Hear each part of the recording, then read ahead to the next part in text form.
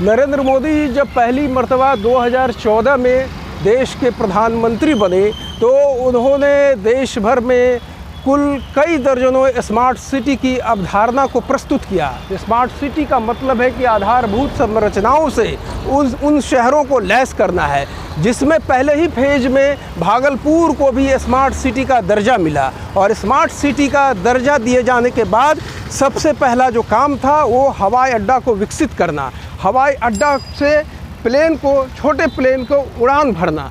लेकिन प्रधानमंत्री ने 2016 में उड़ान योजना के तहत उन्होंने देश के विभिन्न राज्यों के विभिन्न ज़िलों को हवाई सेवा से जोड़ने के लिए उड़ान योजना की पहल की थी, ताकि हवाई चप्पल पहनने वाला आदमी भी हवाई उड़ान का आनंद ले सके। लेकिन ये प्रधानमंत्री नरेंद्र मोदी का दूसरा टर्म है और ये अब तक जो है सिर्फ ये किताबों में, कागज़ों में सिमट कर रह गया है। बता दें कि भागलपुर में हमेशा हवाई उड़ान को लेकर के जनप्रतिनिधियों से लेकर के समाज सेवी, सड़क से लेकर सदन तक बातें उठाते रहे हैं। लेकिन इस बार भी स्मार्ट सिटी के तहत हवाई उड़ान के विषय में कहा गया है, लेकिन भागलपुर के लोग इतनी दफ़ा सुन चुके हैं, दर्जनों बार, कि इसके प्रति अब कान भी नहीं देते हैं और लोग गंभीरता से इस न्यूज़ को अब सुनना भी पसंद नहीं करते हैं।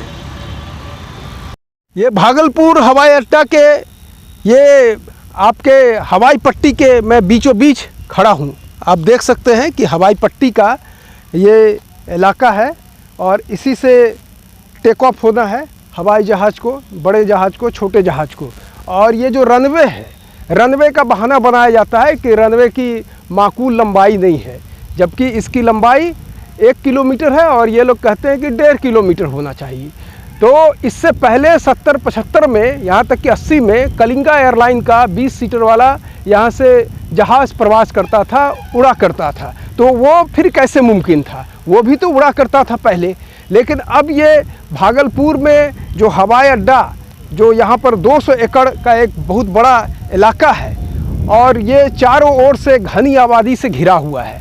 और मेरे जो आप देख रहे हैं कि जो पूर्वी छोर पर नए नए गगनचुंबी अपार्टमेंट बन चुके हैं, जो कि भविष्य में अगर यहाँ से हवाई जहाज़, प्लेन अगर उड़ता भी है तो इसके लिए एक परेशानी का सबब बन सकता है।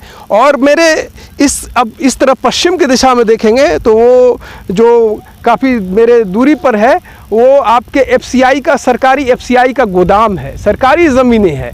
अगर सरकार चाहे तो सरकारी एफसीआई के गोदाम को भी ज़मीन अधिग्रहण कर सकती है, उसको ले सकती है। क्योंकि अगर रनवे का बहाना है लंबाई का, तो सरकार के पास पर्याप्त ज़मीनें भी हैं। और अभी जो हवाई पट्टी का जो देख रहे हैं, दृश्य देख रहे हैं, यहाँ पर एक मवेशियों का चरागाह बना हुआ है। और हो भी क्यों नहीं, अगर हवाई जहाज़ नहीं उड़ेगी, प्लेन नहीं उड़ेगी, तो मवेशी का तो चरागाह बनेगा ही। आप देख सकते हैं कि वहाँ पर एक लाउंज जो नीतीश कुमार ने अपने दूसरे कार्यकाल में 34 लाख रुपए की लागत से बनाया गया था, और वहाँ पर कई ट्रकें जो ट्रांसपोर्ट की लगी हुई है। अभी हवाई पट्टी का आलम यह है कि यहाँ पर लोग बाइक सीखने के लिए आते हैं, प्रशिक्षण लेने के लिए आते हैं। और आप देख सकते हैं कि हवाई अड्डा भागलपुर जो पूर्वी बिहार का एक बहुत बड़ा एक केंद्र है, ये ज़िला, अगर यहाँ से हवाई सेवा शुरू कर दिया जाए तो यहाँ के कारोबार और व्यापार को भी लाभ पहुँचेगा। लेकिन दुर्भाग्य है कि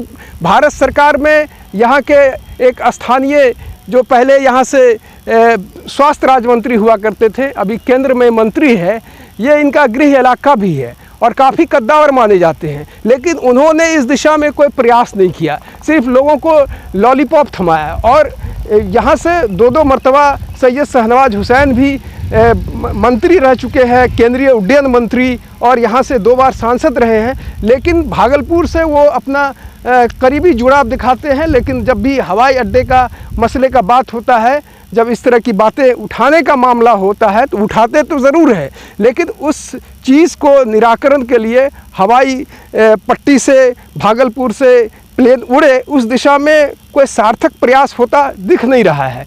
भागलपुर का अभी जो बगल में जो ज़िला है दरभंगा, वहाँ से छोटा प्लेन वहाँ से उड़ रहा है, लेकिन भागलपुर का दुर्भाग्य है कि भागलपुर में अब तक कोई इस दिशा में पहल नहीं हो रहा है। और अभी बिहार में सिर्फ 2 ही जगह है, एक पटना और गया, जहाँ से विभिन्न राज्यों के कैपिटल के लिए हवाई सेवा है, लेकिन और भी बिहार में कहीं भी इस तरह का हवाई अड्डा सुव्यवस्थित या इस तरह से उड़ाने नहीं हो पा रही है। तो भविष्य में ये देखना होगा कि स्मार्ट सिटी को लेकर के माहौल अभी गर्म है। स्मार्ट सिटी योजना के तहत भागलपुर में हवाई उड़ान के दिशा में तमाम प्रयास किए जा रहे हैं, लेकिन अब ये देखना होगा कि ये प्रयास कहाँ तक सार्थक होता है और भागलपुर के लोगों को कब जो चिर प्रतीक्षित है, जो प्रतीक्षा दशकों से कर रहे हैं, उस प्रतीक्षा में कब वो कामयाब होते हैं, ये देखना होगा। तो अगर आपको ये वीडियो अच्छा लगे तो ज़्यादा से ज़्यादा शेयर करें, लाइक